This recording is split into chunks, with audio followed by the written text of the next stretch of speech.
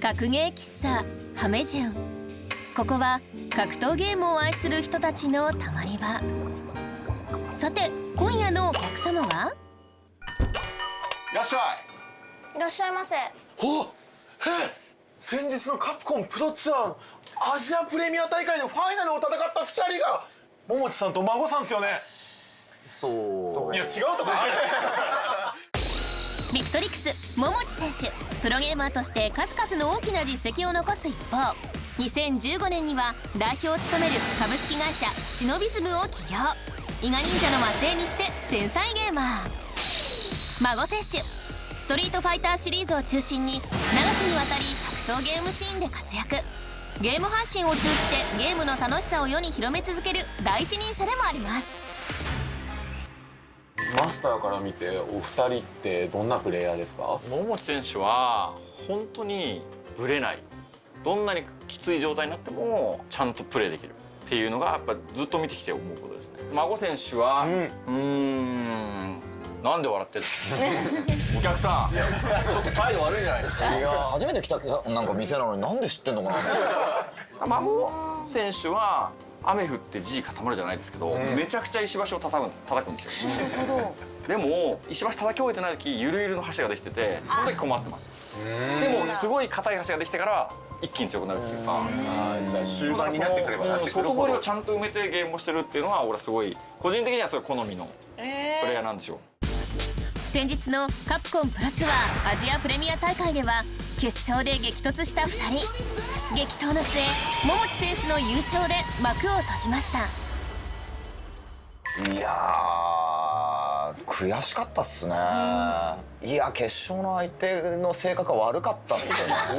おお、誰だろう。性格が悪かった。性格が悪すぎたな。自分は対戦相手としてこう上で待ってる立場だったんで、ウィナーズ側っていう決勝で先に待ってて、結果孫が上がってきてくれて、その時どんな気持ちでした？いや本当にありがとうございます。何？性格悪いんだけど。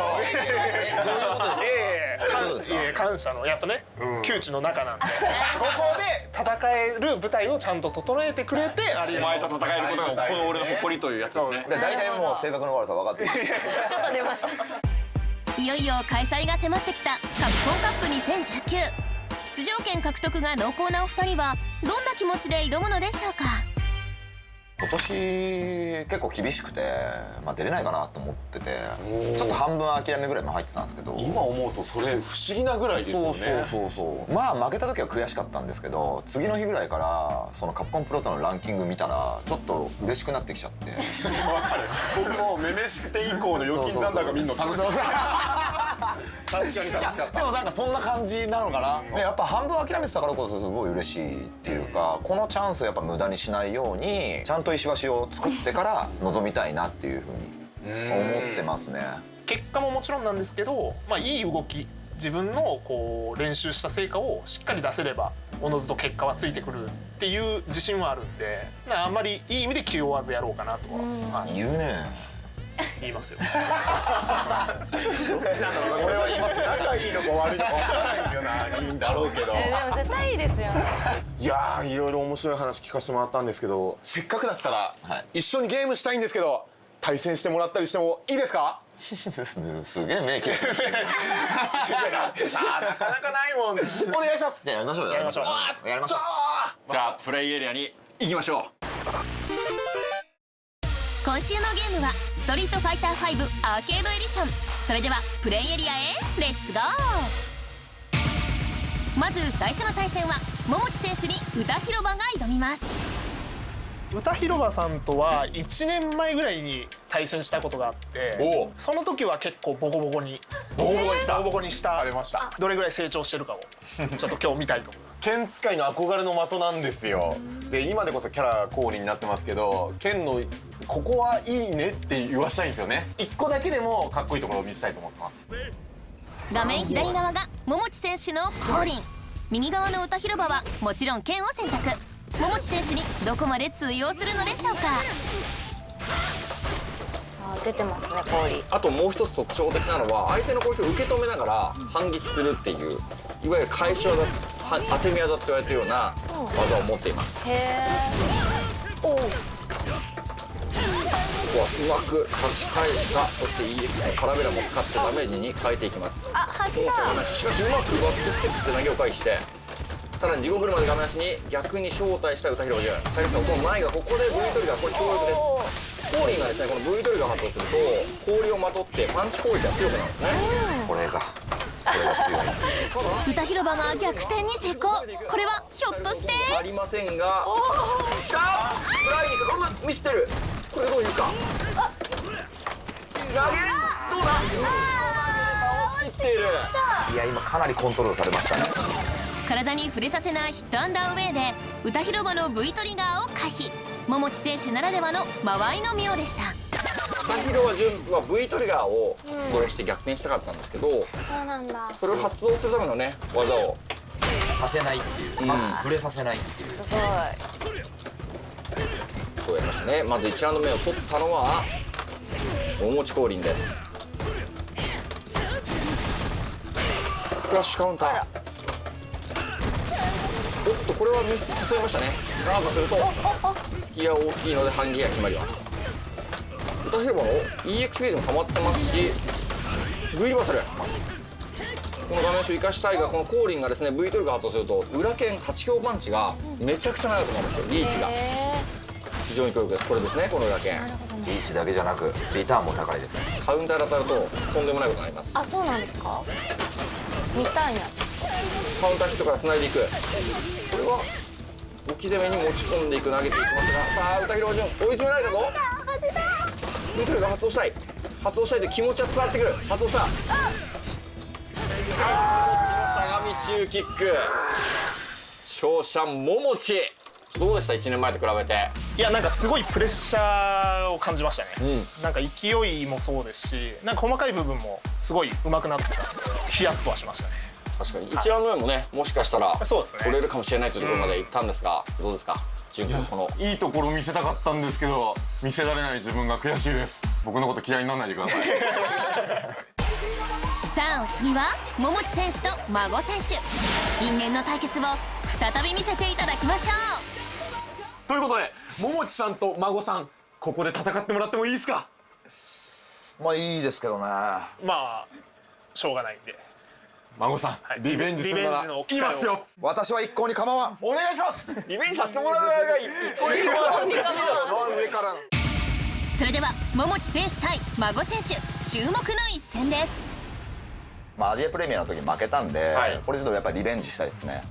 まあゲーマーってその直近の成績が全てで、確かにもうここを負けるとまたこう入れ替わるんで台無しになるんで、ここがあったら勝ちです。ここしっかり勝ちたいです。わかりました。アジアプレミアと同じくカリン VS コーリンの対決に、果たして勝敗の行方は。このカリンの方がやっぱり攻撃力があるので、最初はそのカリンの方が有利だと思うんですけど、画面の下にある赤いゲージ V トリガーが溜まって、コーリンが V トリガーを発動した後に一気にひっくり返ります。リーチがコーリンが伸びて、しかもそのダメージも上がるんですね。ここはうまく差し返していきました。技の空振りを捉えるというところで孫が桃地にプレッシャーをかけていく。ここで桃地の V トリガーが溜まりましたね。先に発動するのは孫。もちろん V トリガーを発動することができます。ここで発動していきました。こうなるとこの8強パンチの裏剣が本当に強い。走っていきますが、ここで暴れている。お互いに V トリガーがまだあるところ、桃地がですねゲージが溜まってきましたよ。残りのコーリンの赤いゲージ使い切らしたいんだよね。画面足、おっと打撃だ。当然触るだけ止まらない。投げを誘いましたね。今投げ抜けをしようという桃地の動きに対して孫は距離を取って、カウンターからコンボで画面端に追い込み、最後は相手の投げをすかしてフィニッシュ。お見事。画面端のプレッシャーすごいよ。投げ前側に出ることで、まずは孫はおっといいフロストタッチ。これがいわゆる返し技ですね。開始1秒でフロストタッチが炸裂。桃地選手が序盤でリードを奪います。しかししゃがみ中キックからのヒットを確認しての連続技を決めていくのは孫。まだプレッシャーをかけていく。体力状況は若干桃地が有利なんですけど、画面足が近づいてきたので簡単に入れ替わってしまうぞ。画面足だ。ここ技を出さずに、おっとなるほど、これ倒しきる状況を作りました。対空から裏に決まったじゃない。オロチスタンしているが、これ決まらないある。いやーチ勝者マゴン。リベンジ成功。強かったよかった。俺の方が強いということでよろしいでしょうか。大石選手いかがでしたか、この戦い振り返ってみて。落ち込んでらっしゃる。まあちょっとリベンジするまでは敬語で敬語でいきますアジアプレミアで負けてから割と考えたんで、まあそれがなんか結果に生きてよかったかなっていうふうに思いましたね。いや素晴らしかったですね。窮地の中でもある孫選手と桃地選手、長年ストリートファイターシーンを牽引してきた2人のスペシャル対談が実現。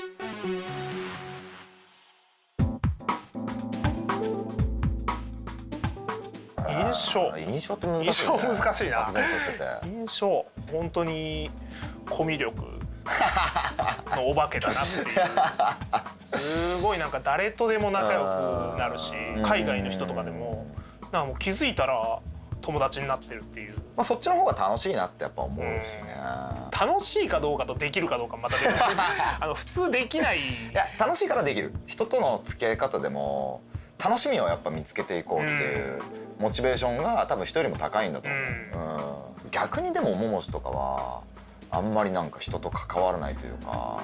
いやそういう意味では、いや俺も嫌いじゃないし、なんなら本当にいや好きですよ全然。人と喋るのも好きだし、まあさっきの話で、その好きとできるかって俺の中ではやっぱ別だから、やっぱまあだから良くも悪くも踏み込むよ。いや俺ね結構失礼なんですよ。結構そこ踏み込むかみたいなのはそう傍から見ててあるけど、だからそれは羨ましいなっていうのは。いやなんか我慢強いなってやっぱ思うわ、さすがに。俺結構なんか行ったれみたいな時あるんだけど、もう中は成功するか失敗するか分かんないけど、とにかくとりあえず耐える、なんか目的もないのにとりあえず耐えるみたいなことがあって。いや一応あります。勝つという目的があって耐えてますけど。いやそれはなんかようやるなっていう部分と、あとは読みに対して全振りする時がよくある。まあまあそこはなんか俺とはなんか結構正反対だなっていう、自分の中でもセオリーとかもあるから、それを崩してリスクを背負ってその行動を取るってやっぱ難しいなって思っちゃったりとかする。だから真面目よね。いや言うたらまあそこはね、良くも悪くも物事に対してすごいまっすぐ向き合うから、自分がやってきたこと以外のことはあんまやんないし。そう、だからこれがまあ好印象っていうとちょっとおかしいけどすごいまっすぐだなとは思う。どちらかというとロジックでゲームやってて、リスクリターン考えたりとかってやるんだけど、いざ人対人になる瞬間ってあるじゃん、ゲームで。でそこはすごい人対人でいきたいの。じゃあこれリスクリターンがどうだからとか期待値がどうだからってやっちゃうと、人対人のゲームじゃなくなるって自分は思ってて、本当に作業一人用になっちゃうから、最終的には人対人がゲームの楽しさだと思ってるから。そうなんだよね。やっぱなんか俺はゲームやってて人の性格が出るなって思う部分があって、間違いなくそれこそなんかピンチになった時とか、そう本当に負けたくないって思った時にどうなるのかとか、やっぱゲームだからその勝ち負けとか、まあ遊びだし、その結構軽く捉えてしまいがちなんだけど、でも俺らみたいにそのゲームでしか生きてこなかった人たちにとっては、その勝ち負けが結構全てで、まあ人生そのものですよね。やっぱりその瞬間勝ちたいって誰よりも強く思うし、どんなことよりもやっぱ強く思うから出るんだよね、性格が。だからもう追い詰められた時に開き直って攻めるのか、その亀のように守るのか諦めるのかとかっていうので、自暴自棄になるのかとか。結果だけ見るとその勝った負けたなんだけど、そのアプローチの仕方ってそれぞれ違う。まあそれがあるからこそやっぱ今でも対人戦というかこういう対戦格闘ゲームやってんのかな。まあ多分お互い多分そうなんだろうなっていう感じは。その俺らの世代だと日の当たるような場所にいる人たちってゲーセンなんて行かなかったもんね。陽キャは行かないですよね。みんななんかサッカーやったりとかサッカー野球やったりとか、スポーツやるよね俺ら世代。ゲーセンのどういうところがまあそののめり込む理由になったの？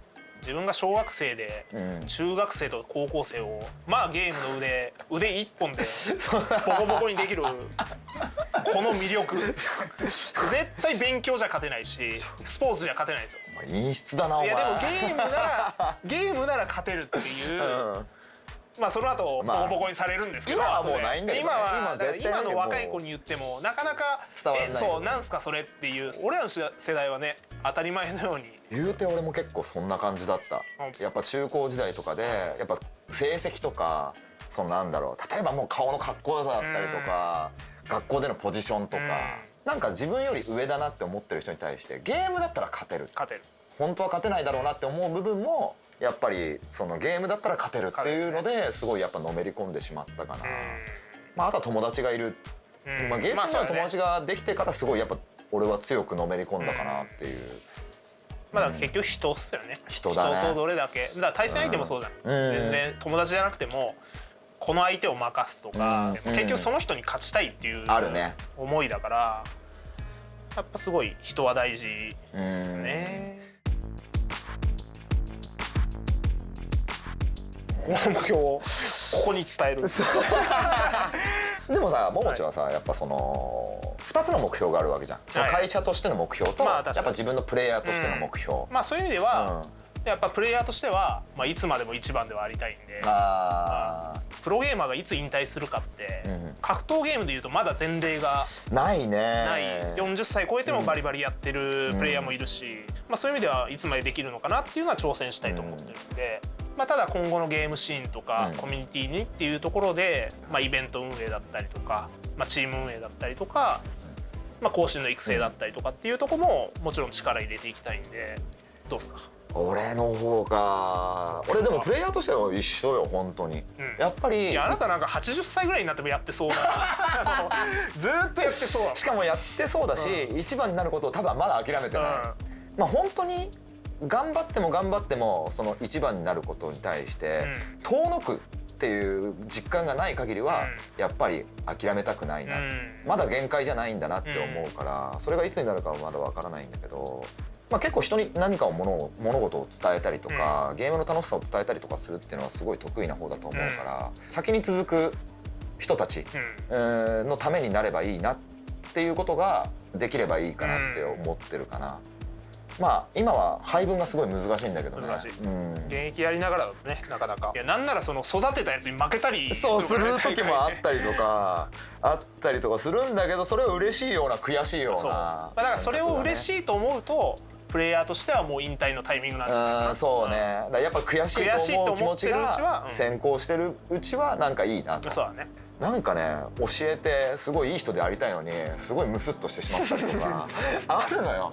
まあでも良くなったんちゃうっつって教えてたはずなのにそう大人になれないな俺とか言って、まあそれが孫さんの良さなんでそうそのまま行きましょう。そういつまでも80歳で10歳ぐらいの子供にキレてる様子もすごい楽しいと思う。なんだよとか言って、まあいつまでもまあいい意味で子供の気持ちを忘れない。それは大事です。やっぱり格闘ゲームというかゲームはどこまで行ってもやっぱ遊びであるっていうのは忘れずにいきたいなと。それがゲームの良さですか。そう我々は仕事になってるかもしれないけど遊びという気持ちを忘れたらこの仕事になることすら終わってしまうんだなって思うんで、それを忘れないでいきたい。まあとにかくプレイヤーとしてというかゲーマーとして続けたいのはその気持ち。いきましょう80歳いや90、100歳いっても、そこまで生きれるか生きれるかどうか。前回上園選手とユットト選手によるソウルキャリバー6の対戦を間近で体験した歌広場といつか。今週は上園選手ユットト選手の2人にソウルキャリバー6の楽しみ方をレクチャーしてもらいます。ということでソウルキャリバー6やってみたいんだけど、僕もいちかちゃんもめちゃくちゃ初心者だから上園さんそしてゆっととくんめちゃくちゃ教えてください。よろしくお願いします。頑張りましょう。頑張ります。はいまずはキャラを選んでトレーニングモードへ。最初に、ソウルキャリバーを物語っているシステムリングアウトというものがあるんですけども、ソウルキャリバー6の特色の一つとしてリングアウトで相手を倒すことができます。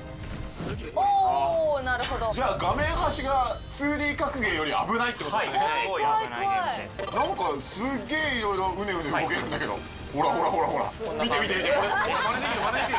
いつかちゃんこれできる。こんなステップする人多分初めて見ましたで攻撃ボタンがまず3つあります。はい。で四角を押すとこれは A と呼ばれるんですけど、横切り横に振る技が出ます。横切り。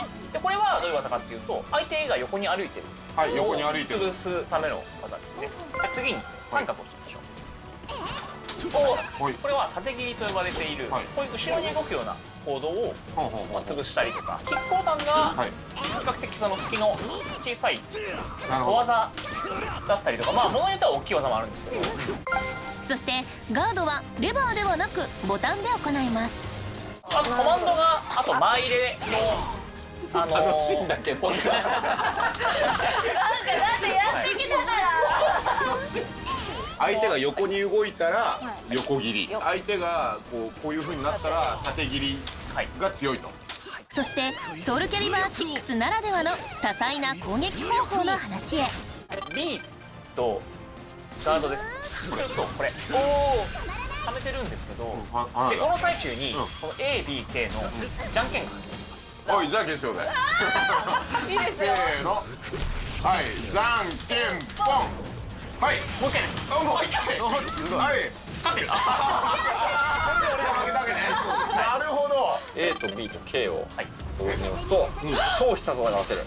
さらに超強力な必殺技であるクリティカルエッジ、キャラをパワーアップさせるソウルチャージと多彩な攻撃方法を教えてもらいます。ある最中はこの時ね。はいパワーアップします。はい。例えばガードしてても相手の体力ゲージが削れます。あ、本当だ。ということで最後に実践でレクチャーのおさらいをしてみましょう。いいよ。これ前入れの技が前入れの技が強い。あとそのですね、そのはい。 B と C のお、ちょっと待って。はいはいはい。バカに落ちろ落ちろ落ちろ。壁際の攻防熱いね。リングアウトあり、大ダメージのクリティカルエッジあり、先生たちのおかげでソウルキャリバー6のバトルを楽しめているみたいですね。すぎる。待って、なんか今うまいっぽかったな。前転で相手の下駄を透かしてクリティカルエッジですね。ジャンプしてたんですよ、やのは。よしよしよしよしよしよし。ほら。立ちガード、このゲームはしゃがみガードじゃないんです。タッチガード。水泳ゲームは基本的にそう。あー、こいつずるいぞ、下段打ってきた。落としちゃった。ずるいぞ今、立ちガードしたら下段打ってきたんですね。ということで、あー、負けてしまった。ちょっと戦ってみたけど楽しかった。楽しかった。楽しい。ちょっと楽しいし、剣でチクチクするゲームかと思ってたんだけど、結構派手な演出があるんだね。初心者でも簡単操作で楽しめるソウルキャリバー6、ぜひ皆さんも遊んでみてくださいね。はい、というわけで、そろそろ閉店のお時間がやってまいりました。皆さんすごいゲーム好きですごい居心地が良かったです。すごい楽しかったですけど、まあちょっと負けてしまったんで、あ、そうだった。やっぱその誰にリベンジしたいですね、本当。はい。